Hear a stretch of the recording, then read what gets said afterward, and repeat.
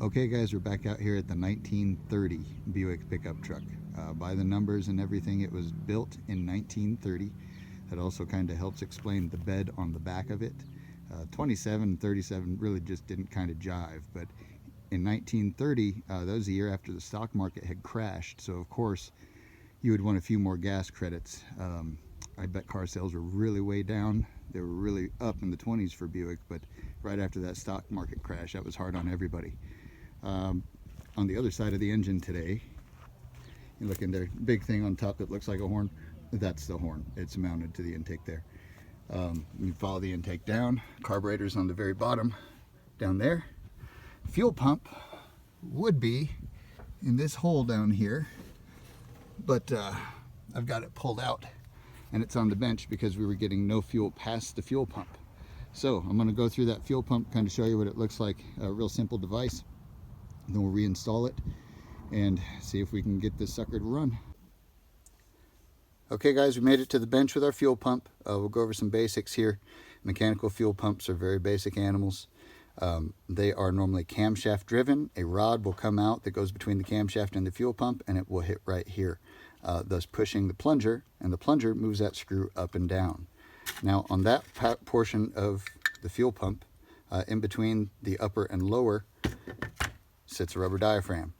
The rubber diaphragm moves up and down with that movement of the screw and creates a vacuum inside this side of the fuel pump. On the other side of the fuel pump, the actual inlet side of the fuel pump, you have the fuel inlet that flows in, that goes into the glass bowl, which acts as your fuel filter assembly. You can see this brass screen up here that sits on top of the bowl. That's the fuel filter itself. This cork gasket here seals that metal bowl, or glass bowl, to the metal housing, excuse me. I did take out this check valve so that you guys could see how it works. All it is a brass bolt.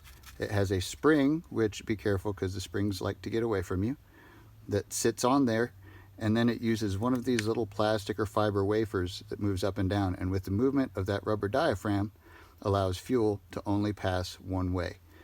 So I'm going to go ahead and I'm just going to go through and rebuild the suction portion of this fuel pump because I didn't find anything wrong with the spring portion. I did order a kit that had springs and an additional rod in case I needed it.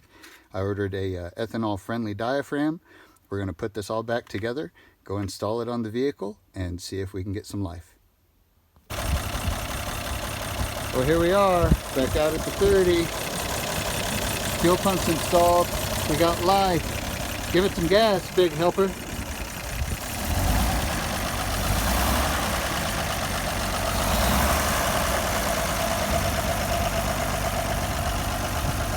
Wow, pretty cool.